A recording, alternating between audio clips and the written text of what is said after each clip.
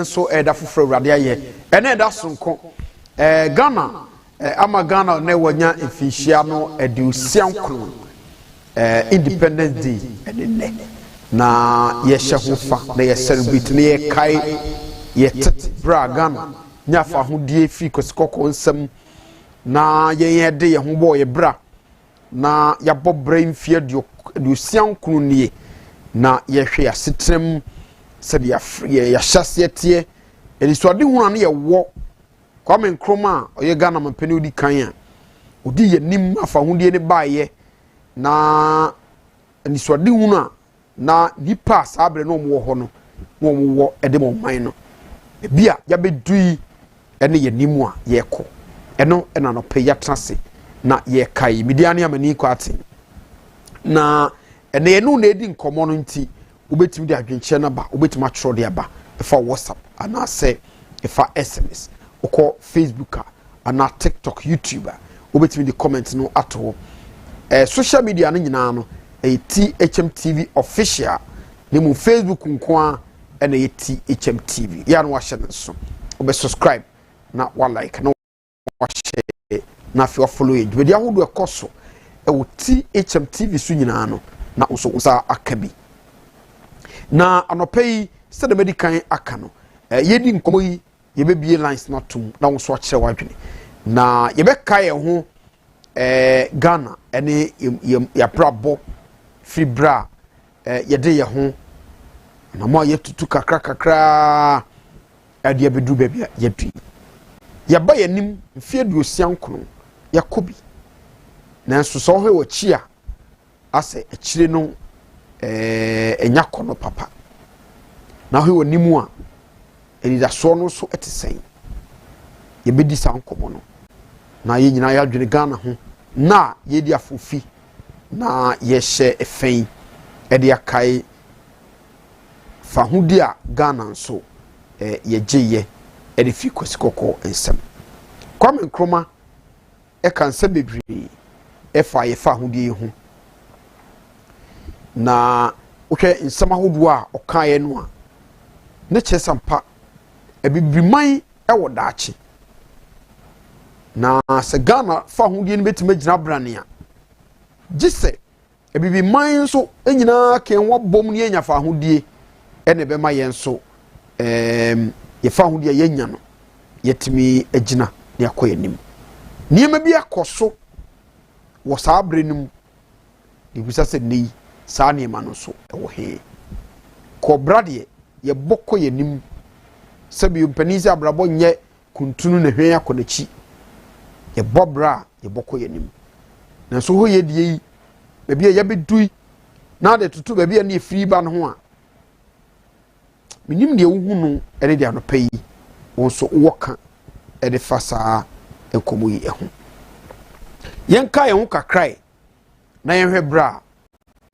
Ghana yɛgye yɛn ho ɛde fi koskoko ensɛm yɛhwɛ videos ne kakra mra na afei yɛba yɛbɛtɔ nkɔmɔ no so na yɛnyina so yɛkyɛ adwene ɛwɔ my Ghana fa hodi a ene yesha ho fei yehwe videos kakra yeba sisia but we don't hear it. At long last, the battle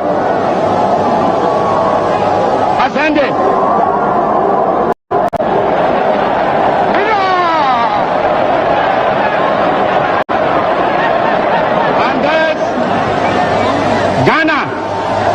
Your beloved country is free forever. From now on, there is a new African in the world. That new African is ready to fight his own battle and show that after all, the black man is capable of managing the whole of us.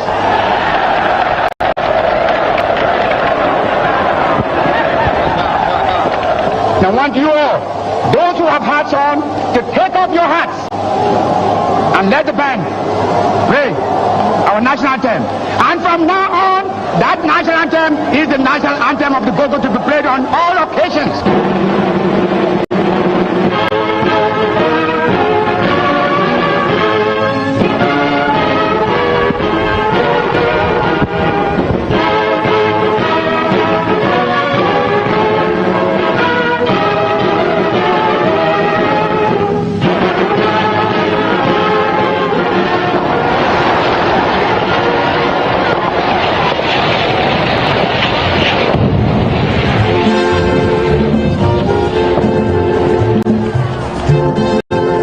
The song of the night was called Freedom Highlife, written by E.T. Mensah, the king of African highlife music.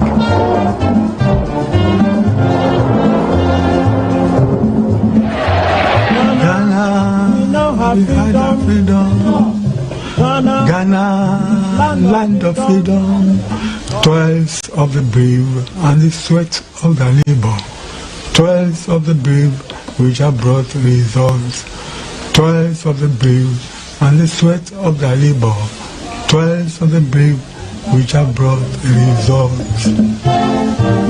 It's very great that day at the independence. But we don't hear it. Welcome to Candid Africa, truthful and unapologetic. There is a new African in the world. That new African is ready to fight his own battle and show that after all, the black man is capable of managing his own affairs. And my last warning to you is that you ought to stand firm behind us so that we can prove to the world that when the African is given a chance, he can show to the world that he's somebody.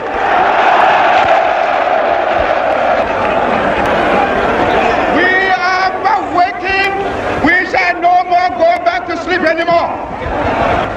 To the other nations, young as we are, that we are prepared to lay our own foundation. As I said in the assembly just a minute ago, I made a point that we are going to say that we create our own African personality and identity. It's the only way in which we can show the world that we are ready for our own battle. But today, may I call upon you all that at this great day, let us all remember that nothing in the world can be done unless it has the purported support of God. We have done the battle, and we again rededicate ourselves not only in the struggle to emancipate other territories in Africa. Our independence is meaningless unless it is linked up with the total liberation of the African continent. And here, I will ask the band to play the Ghana national anthem.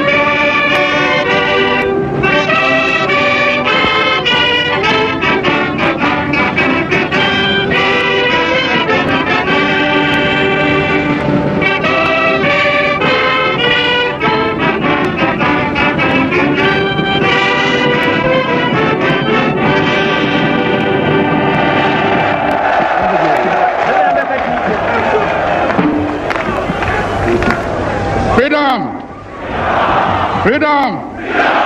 Freedom! Did you? Fellow countrymen of Ghana, once again, I speak to you from the voice of the African Revolution, Radio Guinea, Conakry.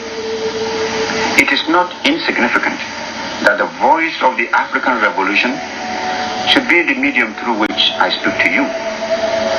The instigated rebellion by certain army and police officers in Ghana was directed not only against Ghana, but also against the African Revolution and the unity and independence of our continent. They hoped, through such irresponsible actions, to strangle Ghana and undermine the African Revolution. For years, I have been talking and speaking, writing and teaching colonialism and neocolonialism in order to create an awareness of their workings and machinations. Only they sell out willing tool, a quisling and a lackey, a stooge and a traitor could fall victim to the wiles of imperialism, colonialism and neocolonialism. The pity is that there are still Ghanaians and Africans who are prepared to sell themselves to aid and abet these systems. These agents and stooges chose to attack the African Revolution by attacking me. They know that the name of Ghana is one of the symbols of African achievements. It was so in medieval Africa, and it is so today. The reawakened African giant is the master organ for African progress, national consciousness, and African unity. It is the symbol of the courageous struggle of the African people for national independence and continental unity. From pre-independent days to the day we fought and won our independence from colonial rule, the symbolic date being 6 March 1957, Ghana has thrown herself freely and boldly into the struggle for African emancipation.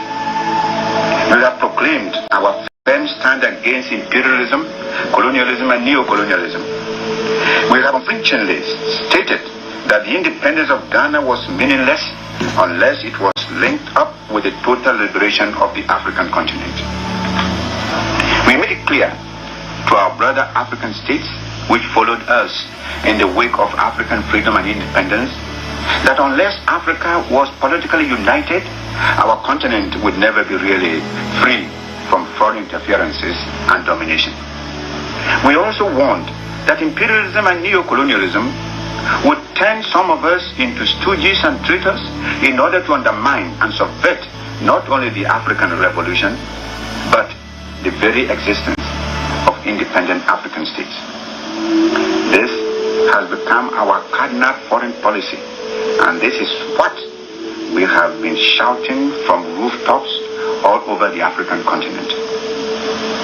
The African freedom fighters joined us in the struggle, and we welcome them as worthy sons and daughters of Africa, who shared our hopes for a united, revolutionary Africa. Thanks to the efforts of the African freedom fighters and revolutionaries, today there are no fewer than 36 independent African states united under the banner of the Organization of African Unity.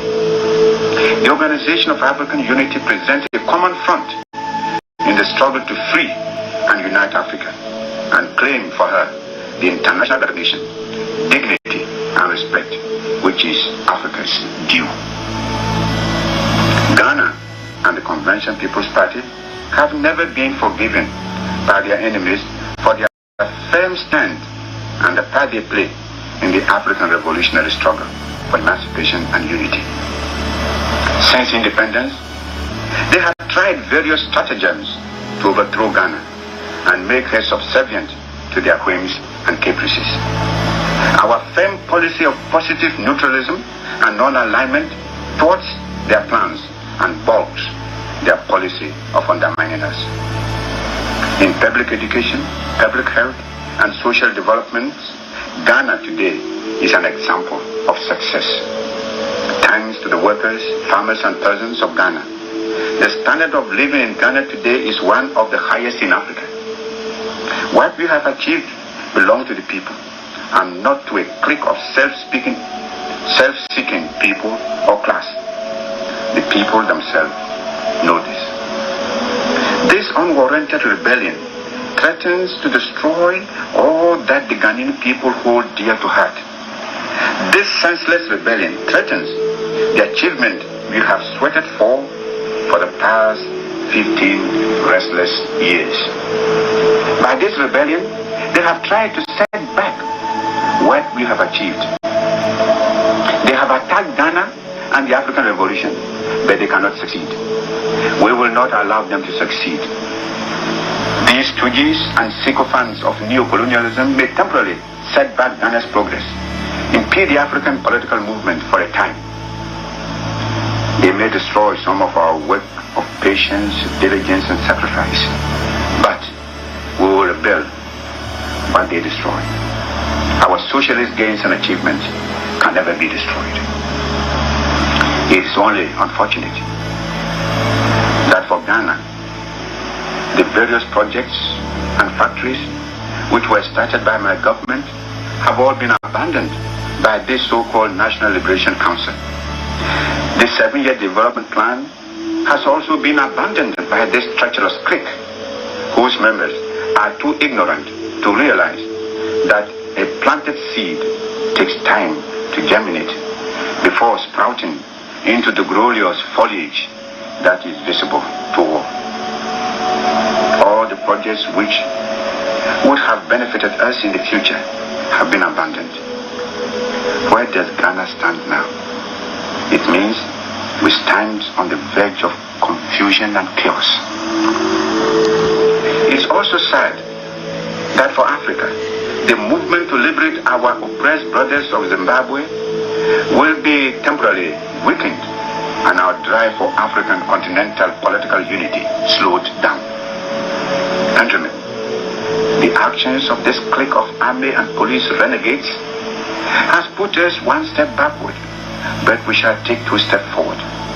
Stand firm and have confidence in the Convention People's Party, and victory will be ours.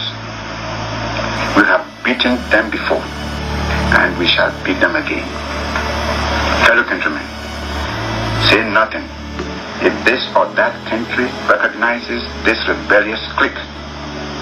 The recognition or non-recognition of this... course, so my video no one course na so na yenhwe. Wonim nyina ye niema e course bra Ghana ejefa hodie na Ghana mapeni Kwame Nkrumah e kan sebebre kire yen hwa kokoduro a ni kosi broni edidi akon na yeji oman no esi ho na ebe ya de hyeman a fidie Ghana no ankasa ode ne ho na obone bra niema bi wo wa Nkrumah e kan ho asem na ayese prophecy ayese nkomhye a kobase wanya no saa na odan ho a ade ne behwiegu ehunu so oman no eye land of freedom eye asase a eye fa hodi asase yaje ho afikoko kosikoko nsem ye nyina ye nya fa hodie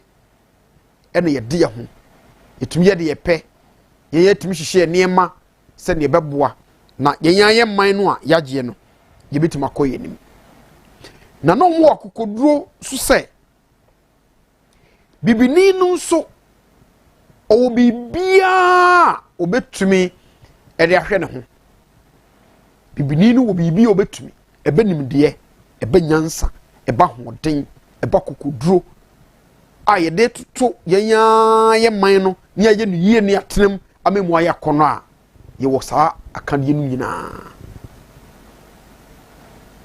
no bisa ho se eneyi so ye betimi di saa kokoduro ya kasam ya yakan yana se yenso ye da so akade bia ye betimi abu ye man a sabio ye nkodan obi enkoye sesefo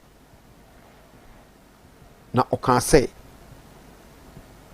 ebibi man a Ghana so ka ho bi no si nya kwan bia ni nya mmere kakra ye betuma kire wiase nyina so se yenso ye wo hopa emfie di osian kunu ni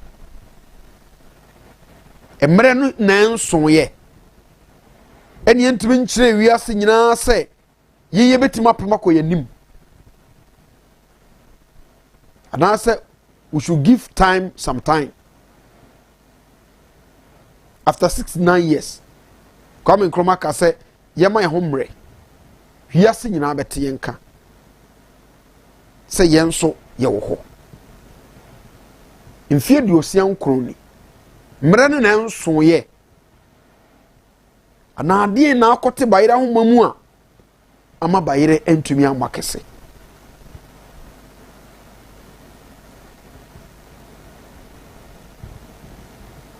Ghana ni no wakokoduro ye de akokoduro pa e de yebusa se akokoduro ne nayi e woyi akokoduro a obetim de ahwe kosi broni anim aka no kwasem a kire no isa wo ma no ho do ene se de pese akikire ma ni nti sa akokoduro no woyi na owie ni sam ka nyina no ene wo ka se the national anthem no fi sabre ne agya tum ai no na ebebo yen na wohwɛ o manwene ye ene nsam ewom na de tutu abrabo ihu a no hu sɛ senka party bia mpo ni manifesto ena nka ye ni hwimpo na ye fa ye national anthem no nkoampo a ebia eketima koyenim isan sasase ye asase asase ne bo den ma ye sombo ma ye na sade bia somo bo a e wo se de wo hwe no o se de wo kora no o se de wo hwe se wo be bo ho ban isan se binim ewui ansana Ghana ye yehunu bi mo ja kwegui na o se afidie edu mimi no mi enu susu se ne nananom ye eye no a o mu ja hokoye no yen be ye bi e de ato aso na yen ko bi mfa to aso a e de be ye du yo sabre ne nsuo bi ansai na nkoye bi ansai na so yen ye be ye bi ato aso no ya be se o mu de enumpo adentia isan sade bi wo mu a ye ni nko so se ye behwe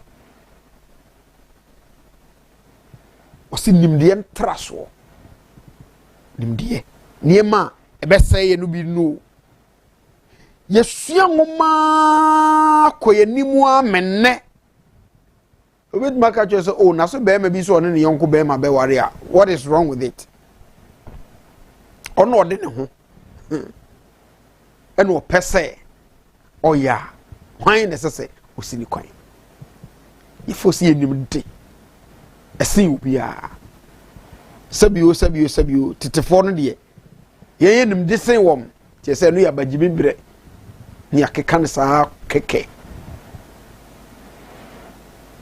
onu no ye se na ya bagibi bre no ehunu se so da se ni nim de traso pia so mo ne tipia ma ponche ache oni ti bebre ya ushia ponche o se ponche mpacho good morning wachia no enkuto krane ye hawo nyina ye saade yi so ye den entro sa ne dia ye party samsa e dia bidu ba ye bi na dia ne beka obi amana tumahia kokokua ni aka che ne say 2500 cedis e better than 3600 dia in November o da sani trimu ba yesa sekua ni no tiase na 2500 Ghana cedi e far better than 3600 kotokrane dia trosa kansamsa because you no kwa person wonyamti ene dia atro di yesa fitete besi sabri itimi ko yenim pesemi kuminya no obi epe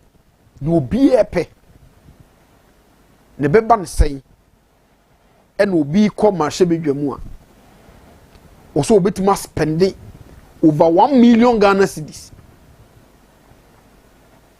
okoyeden senye de onu benya sa sika no o spend no de ayeden ikonim so o spend ya okwa obenya no mo tebisa se e ka katua no nko a e ka sa sika no be spend ya na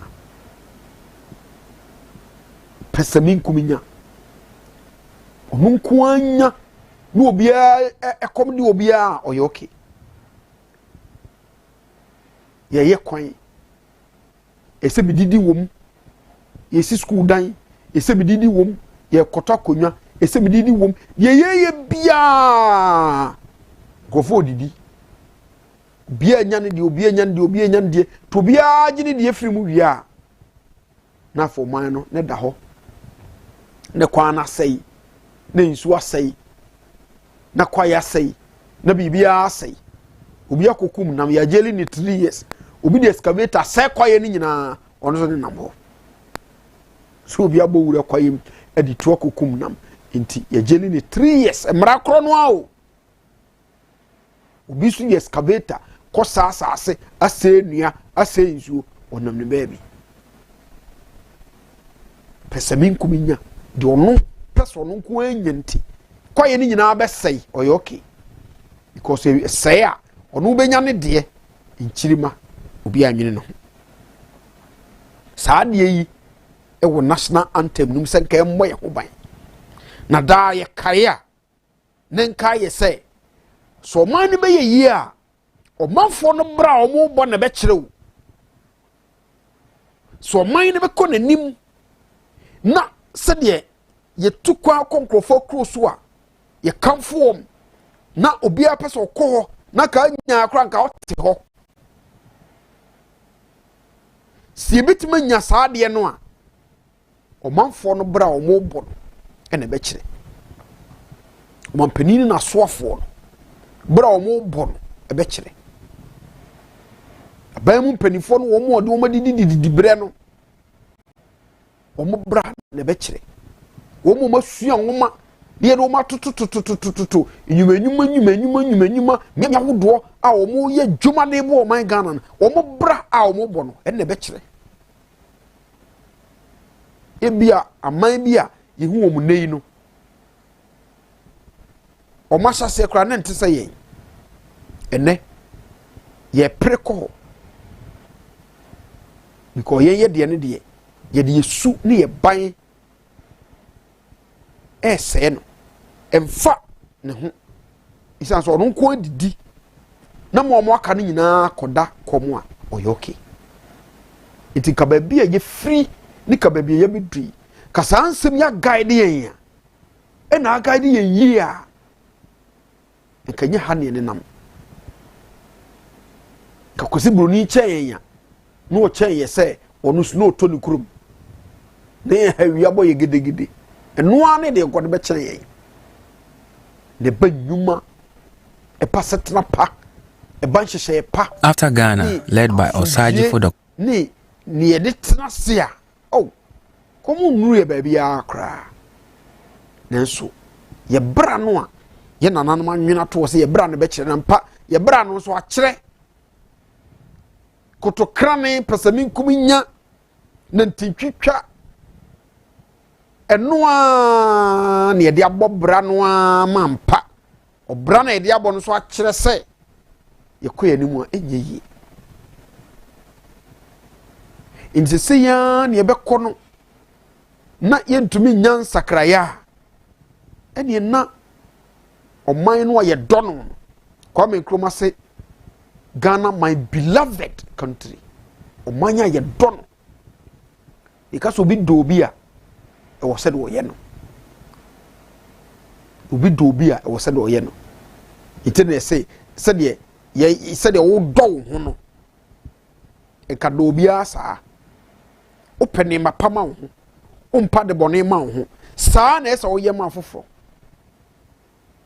na so ye hwe say sa wo do no aye ne yesese yaka na keke no e wo he omampani na se oswafo bi ana obi bedidi bre bia ni amana kantam kanse bebre meyesei ni aka ewia ni eja hoko ifo so wo nya hwe so kan na kadi na chie keke wo hwe obi hwe obeka se enome da yeso panya nome eye national anthem no amu asem na akasa kire yen so manfo no so man ne be ye o se nye ye o manfo no bra ebe na ebe kire very powerful statement na Jesus ya anya ye a ye nkobo obi sobo eye manfo no atikuro oman no amu no ebi kodi MP ebi kodi minister ebi ye directors ebi ye wan saa krofo no abra na akyere bebi ayi wi enyi obi ko ye de unyame se de so dom ye bia wa dom ye omo ya kande bibie se so de man bi ode amaye ewia bo ensuo to maya sase bedie asa nwia kura bo pete nchanse so a na nwura fifi wo so ne so manfo ne bra ana akyere de pepe so aye wi obi esu adwuma ni wo bi tu kwan yenko ko se ho de adwuma bu wo ye de aduru wo abenya adwuma ye na so na ka Kwame Nkrumah say the black man is capable of managing his own affairs den eni abedu bia yedu ni ewo no mpo yempe ni ewo no ye se no ni wia ye tumirika ko obi krom akohwe se waye ne de ni yiye de a eni enkotena wai bia yebetuma nya adwuma kakra ye ni de apibibie di ni ahwebi ye de bia behwe busiafo o manu ye dia no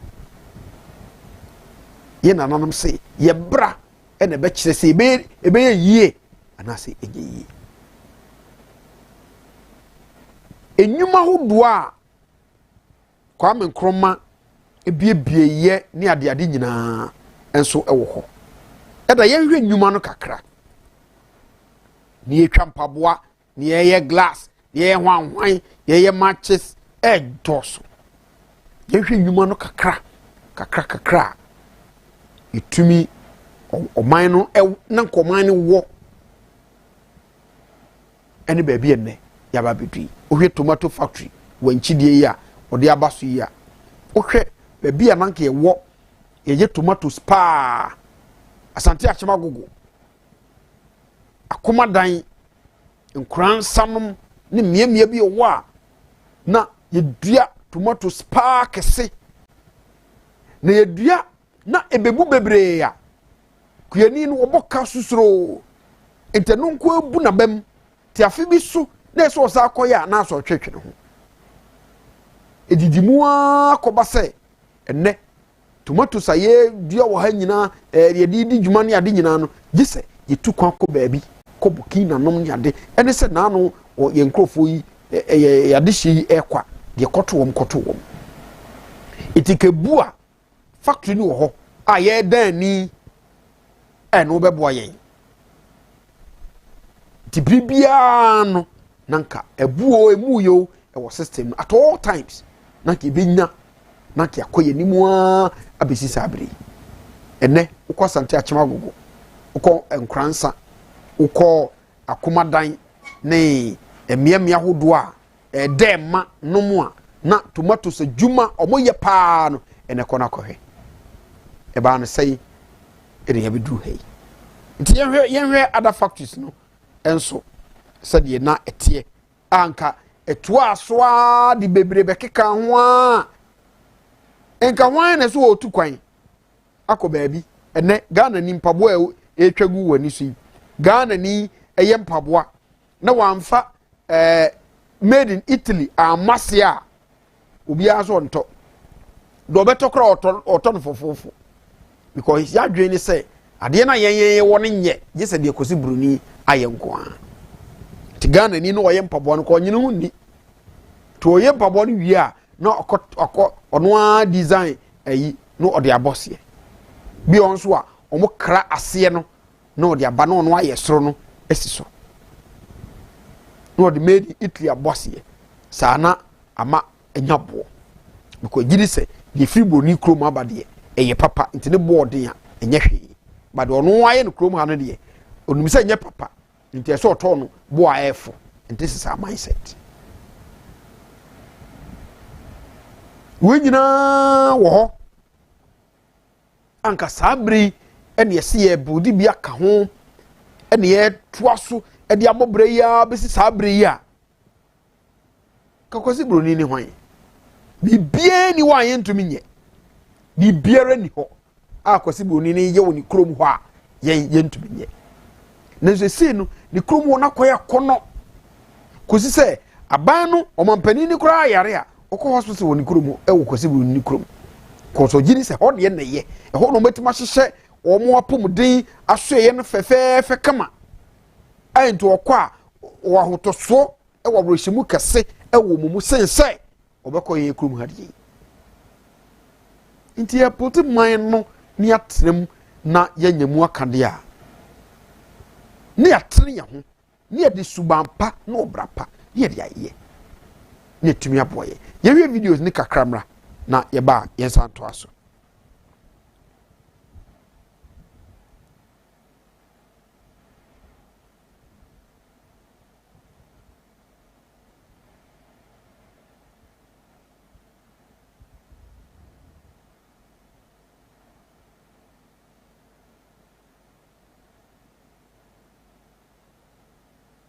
Liberia, Niger, Nigeria, Mauritania, Benin, and other countries, bringing in large income of foreign exchange. The company was established in Achimkede in the eastern region under the name Ghana Match Factory Corporation. It produced 1,440 boxes of matches daily. The company was strategically placed in Kede to exploit the timber resources in that area and create employment for its residents. Today, the factory is in total shambles and has completely deteriorated. It has been left dormant for years. The Wenchi Tomato Processing Factory, located in what was then the Brongahafo region, is known for the processing and packaging of tomatoes and other vegetables such as okra and garden eggs. The factory was established in the 1960s under the Nkrumah regime. It was estimated to have employed over 1,000 people and also served as a ready market for the tomato farmers, which encouraged individuals in the community to enter into agriculture. Sadly, the factory has been inactive for decades. It was a huge blow to farmers and the workers whose livelihood depended on it. A region once noted for its mass production of canned tomatoes was brought down to its knees. Between the years 2000 and 2007, the factory would reopen again, but would later shut down due to an unreliable supply of the right tomato breed for processing. After Nkrumah's government was toppled down, most of the factories constructed in its time suffered the same fate. Factories like the Bolgatanga Meat Factory, the Palugu Tomato Factory, the Solpon Ceramic Factory, the Commander Sugar Factory, the Paper Convention Company, the Cotton Factory in Tamale, the Jute and Shoe Factory in Kumasi, and many others fell. Some argue that the factories were struggling and would have eventually collapsed. Others also blame it on Nkrumah's socialist vision and assert that state-owned industries are not sustainable. Yet the fact still remains the same, that today, our markets are flooded with the same foreign imported goods we once manufactured and exported. Why is it far-fetched to revive these factories? If you enjoyed this video, click on the subscribe button, like, share, and leave your comments below. Thank you.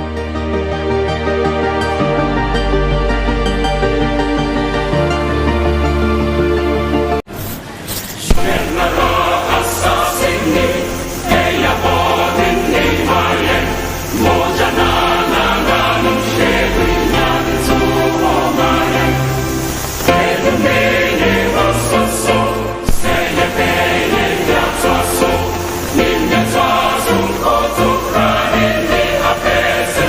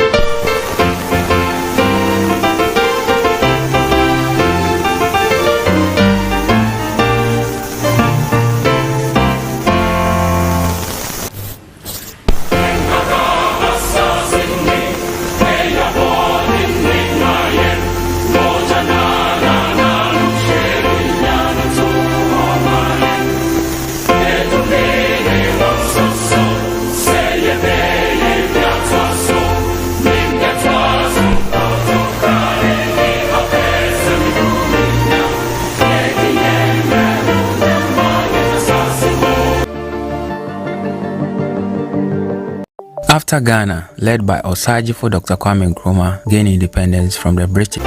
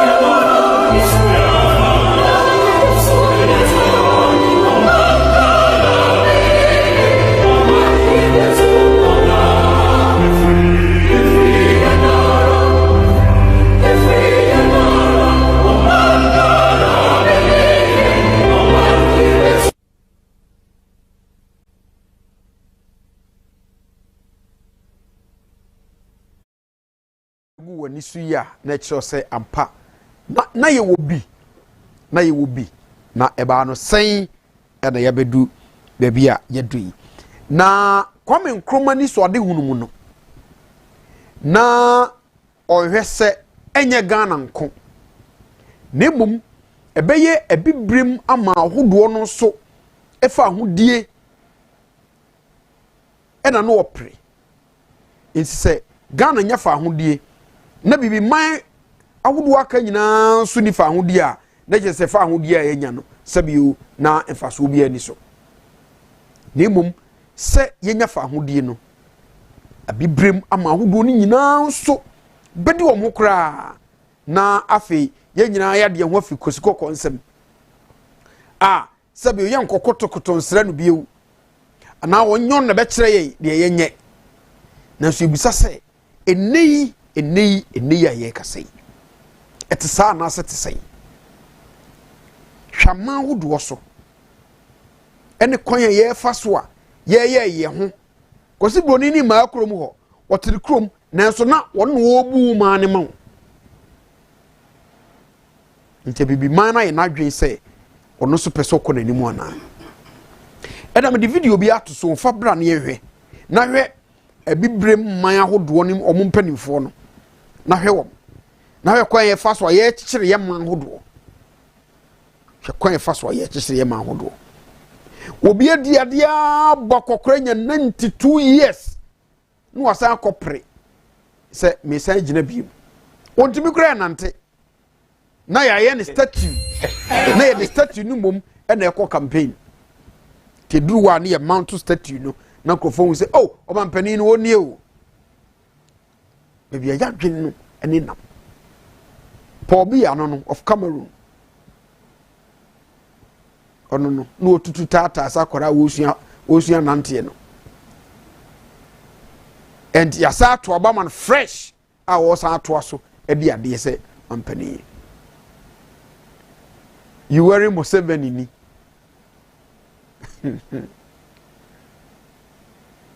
look at them. Where Joseph Boakai of Liberia, South Sudan, and Penina Evan.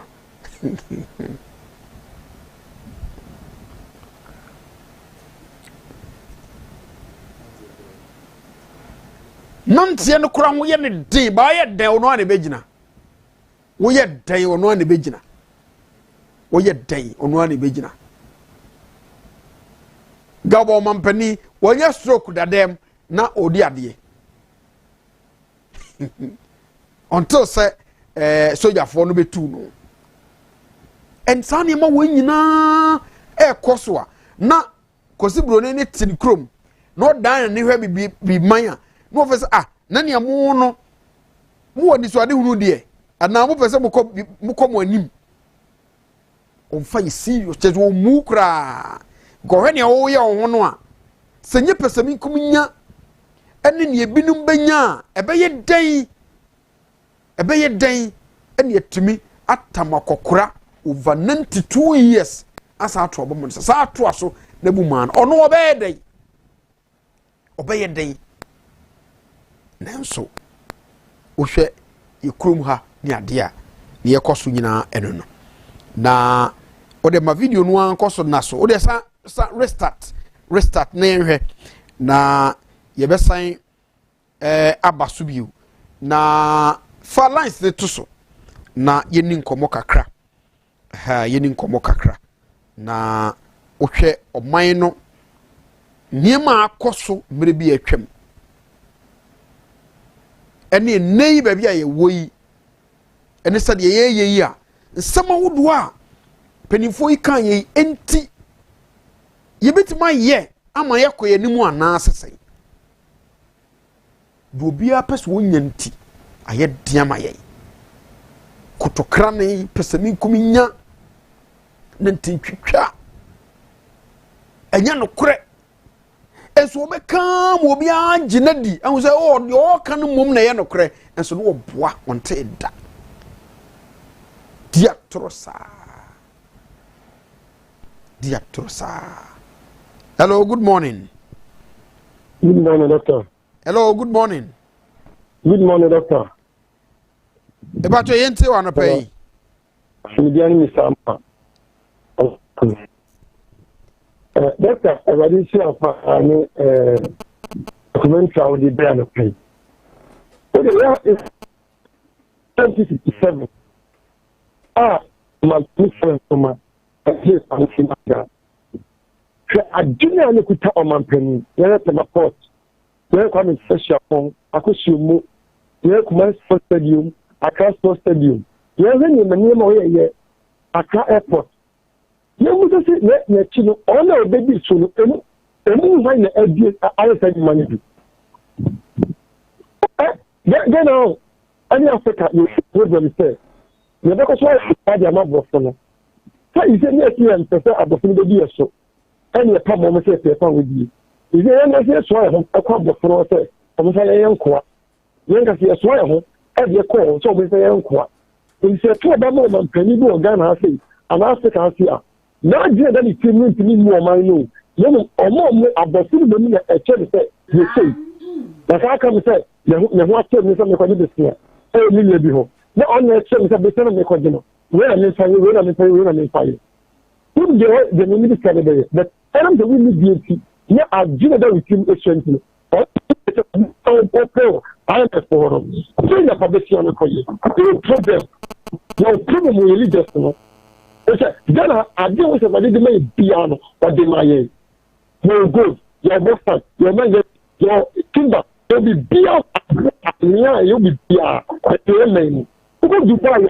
You me a more. I can't follow more. Every day Dubai, I am. You say I don't know to come back for almost and tell you that any president be or top president is here or Africa to the when you say maybe it's sham, you must say this in the be a one of phone. Then you are not just your coherent. I mean, the hospital, they be directed. Looking at president here, see the issue. are giving us to be really money. But Africa, your problem. Already said, doctor.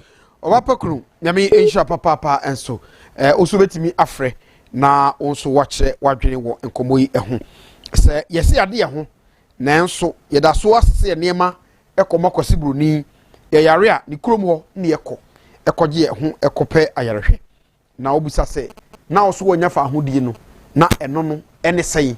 Okay, hello, good morning. Hello, good morning. Wouldn't baby afrefi? The media killing Kadafi. Sorry. Mami aja phone wakofa. Hello. Hello, good morning. Good morning, yes, aboko now so eh.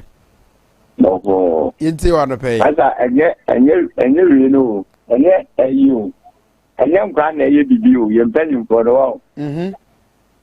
Say Bible kind him jam man put in jama ira no ere wa ira. Ana unim sa. Oh yes. Now wa she into open you when you meant something here to say ya start to abama imagine. E je be idea now. can you win now we say bank them. Yeah, I said, yeah, yet the higher, the Ghana higher, no man higher, but we for him. Sadly, we better be true, so I mean, yes, you can, and one I would be hard no also. How many more of your boy you to near season? Yeah, you're better in so I will send him in a year, memento also. Yeah, Jeff, you man, I say, I pay, yes, I when you have to be my son, I by day for. You ain't to mean swap, I near Tamswa, you deeper will be my son. Into a minor dear, Chairman. Na me na be hwe na nye nyame a ye mpani mfo no bia ne wo betimi aliti o man na ye ni biem sisi ade ye chi ne ye ko ye nko ye ni mu ye ba ye chi ya so pom tin pula o Ghana no kini nim die bia o sisi aya ye nko a sorry a enwoma e mpani mfo ye mfa so bia mfi ba bia ma ento si ni ya yi se asase wo ban ta o tie yi sisi a enuro ni e di buso ne bo aye din enti ne bo aye din buso ahun se why na ekoto ta edun dia kwa kukunto sine so abade mo so mo kwa akoto so mo man price papa dia tumba ku obi man so akwa akoto ni yakun no ye go okay na ko man unia yeso ye that so why nyame shira nyuma pa moye nyame shira papa enso okay also betima frɛ na wakyerɛ wadwene. Hello, good morning. Hello, good morning. Yes sir, odin ba bia afrefi. Yes, oh, so you until. Never sure, I'm happy to understand. And that's come on.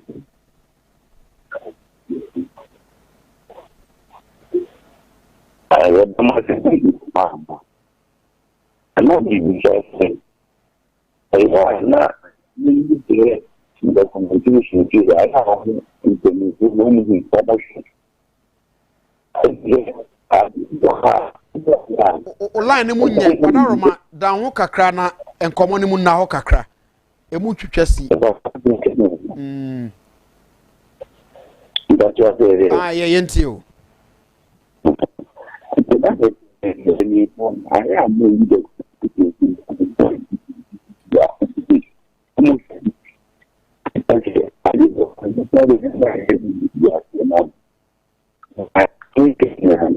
You like or hate what you heard? Let us know in the comments. For their boast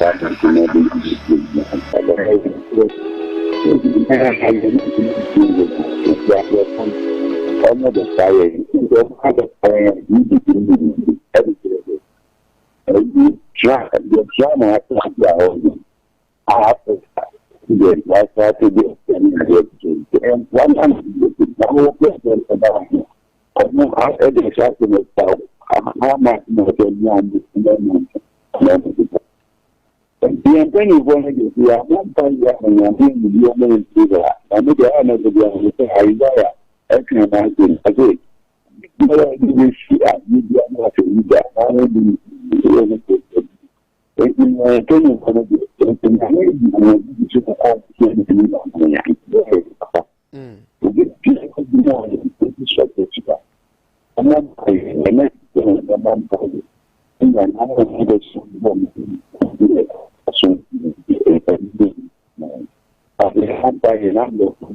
I think I almost connected to me.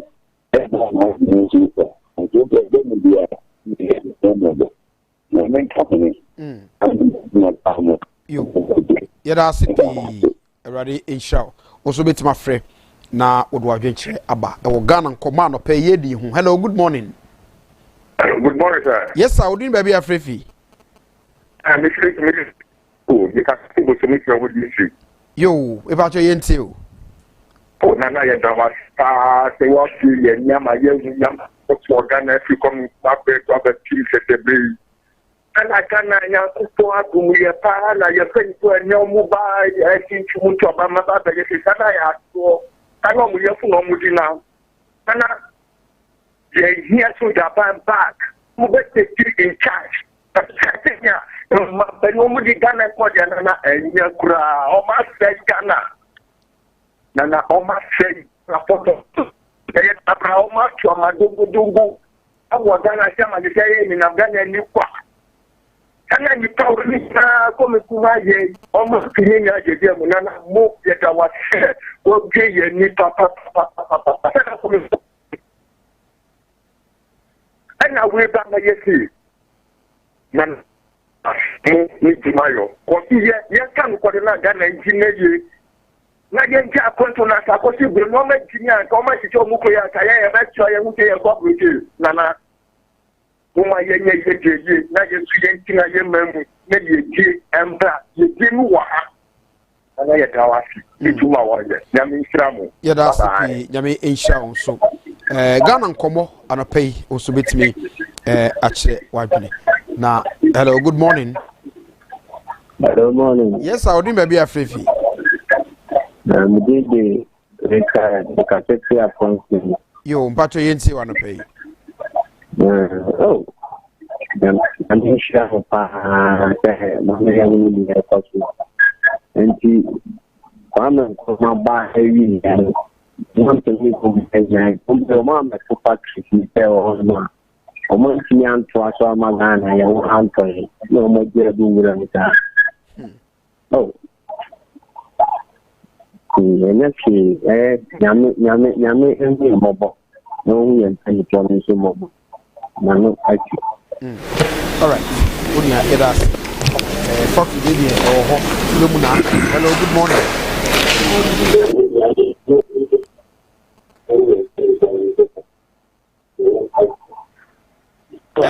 Hello. Okay. Ghana komo na iguswa yedi obetimiso. Hello, good morning. Good morning, sir. Yes, sir. Eradi adum na nso e. Amina domo. Yeti wa no pay. Misu me back program no sakra. Yo, yeti o. The Kasabe Buddha Regime. Okay. Yo, penny ne that was the Yamin Papa. Oh, you my pal. Or what am I gonna go from? That was Yamin Shroud. Opening, ana angaza na Africa angaza no homo akron be na ihe tano entra kana no la ira tu be yeti anga komu kumari anga na dwumu paadi e anga ni awo kan na anga tumi pem but abron be enem e da so yede e da so ti be yeti na pia penia nipa vile na nto astila yesati papa wo yechi abe jena wala na abutu benya opportunity akọ evivi the phone akaya she etama de bia te ye wate yufu no ye mobu no ye wate ye bebre but ye me say nyame tiati bia be ye ope de da nyame shira you nyame so da se papa hello hello good morning. Good morning. Yes, I tell you pay mo want to say ya hu ye na so nyame abdo the first question you mpacho yeti o alwa licha mbese mendi krampa tata nsuo me hu dia menya me ho na maya de mo bie ni kwa men kroma na yitu no wono no the for down for that say it two a we two dan kwa men ko mo two dan kroma no atam fo kesi Ghana enya ene wo so wo sa mo si ba e no amam pen for ma ba kwa men kroma chi nipa woman so am boa Ghana ba kompo sande me nyina adu se de se me nyina wo mu a e se Ghana eduma ho kom ade Ghana ma en kwa en be school la o nyɛ dwuma nyɛ na efe galamsey ani okada ena Ghana ngara eye asa man be ni bi no wa ba be bi entime de meka president abel Ghana team nyina am go ba chi na wo ba fi Ghana I was here fair by the if not for in a bullshit over there. Let me share a moment with the brother. I pay some of the Yamin so insha papa e won so adwenchira wo de aba anope yedi Ghana nkomo ya dwene Ghana ho. Hello, good morning. Yes, I would be afrefi. Yo, bacho yenti o. I should be na so come from the via I want to offer so compare. Do we hear want to a company to the Ghana to India. any of it yet you but yes yes that's so listen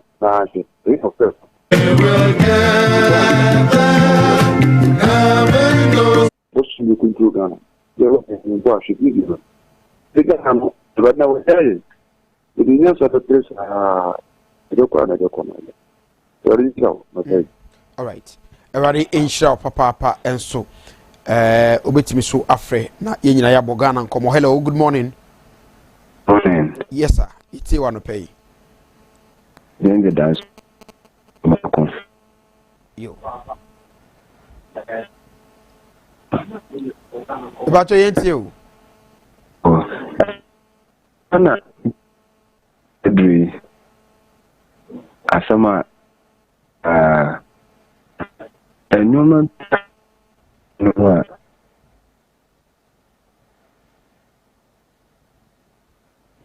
ni ane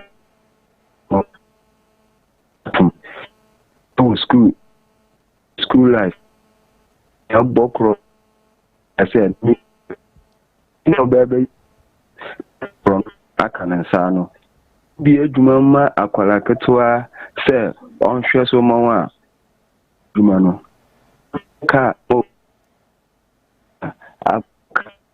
onka no eno na akoso abandwuma na wo ho ina kwame nkuma biebie ina nipa da no na gugu numa no sika baba de betu adwuma afo ka no adwuma mu mpenifo na bediska bedu ba na cheze ntimi ntua adwuma afo kraka ntisi ya nso sai suban ewo kro no bo ho ye nya mpenifo a ye betwe ona agbokro no aso a oma no se ya na ye beko no nti ese ye nya institutions a ye be ma ye nsemmoni anya sade a ngopa bi ye de be ye bi enya ibe ano okay edasi yen for what does it and then people mo dey an ho omo no mo ya e issue ni na mo kana mo ni mo kana mo ba ko ya ka bi so won me mo ba na fa mo ni ni bi okay yeso yedasi yenfa ofrefo twato na yekeka family we hello good morning sir yes sir odin baby afifi ba je fam kwame keto am selection central regional sunda mai yo kwame yenti o mbajo ya demo ase me yeni amu bi mai nemu yewo mne se gana na ngasa ya wo sa ana ngana no yani ngasa ya yetimen kuna ya tiga na aso ejuma bi wo na sa mai ya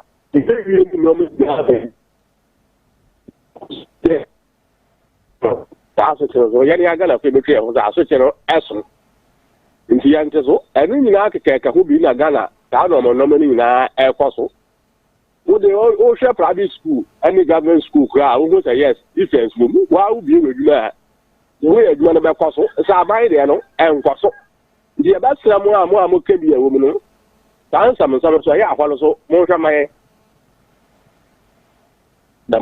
yo kwame yeda papa eda yemfa the very last caller na yemfa AC nto hwe de da so yi a wonyina ye factories a kwame nkroma obieye na ene yi hwe the current state ebi afunwura ebi okrampa China for na etwa roba ho and ohwe ye mani nyina ne say said ye kano ye suban national anthem ne womo oso man ne be ye o se enye ye omanfo no bra no ene be kire omanfo no bra mo bo no de na to adwuma na no de adwumani ya fa na okoye adwuma ne bi omabra bo ene ne mpanifo no so ehwe no omabra bo ene be kire ampa ene a kire ma ba bi a ye de nam yi abusafo ye be si ha na nyame yadom a ejuada yebeba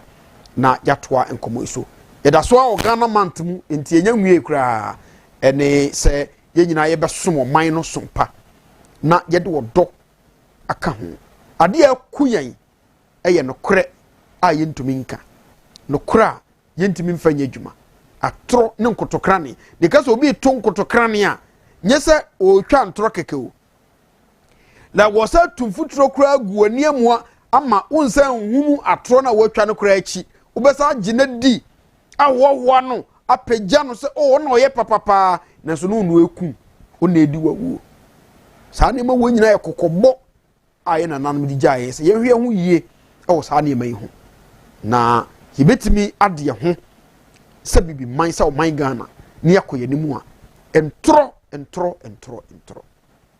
party sam di atro ni pesemi nkum nyanko a e de aye man nti ne o man ye wo bibia ni wa ye ni bi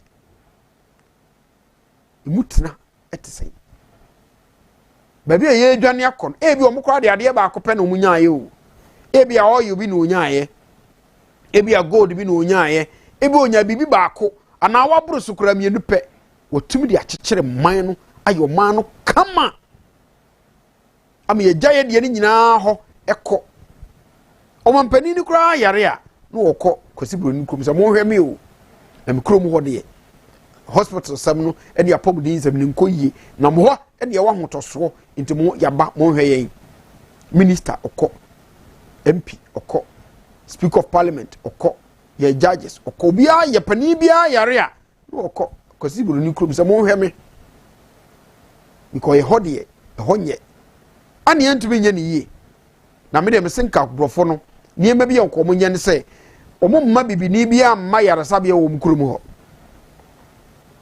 bia nya ne de yie na because nimdifo no wo ho nimdifo a ombehwe no wo ho akande yes so munya because ye kai ye the politics ewura ye hospitals ni nyina mu ndi sa na beba MPP ba no wo yi CEO of Konfanochi wo yi CEO of Kolebu ne party ba no afa no okwa na party ni free so a party e beba no nso be yi ni de enti se party bi na wo so no no be yi CEO no ye adwuma de ama party no a ukwa na no so yem hyehyew ye the politics no asa ko wura hospital ho to bi ampe kese tro ne niema bebre do obi pese onyanti ene ohi na me say enka enyon nwanwa se Ghana the whole world near the leading producer of cocoa and ne the catcher say busase ye toso say Cote d'Ivoire sign ho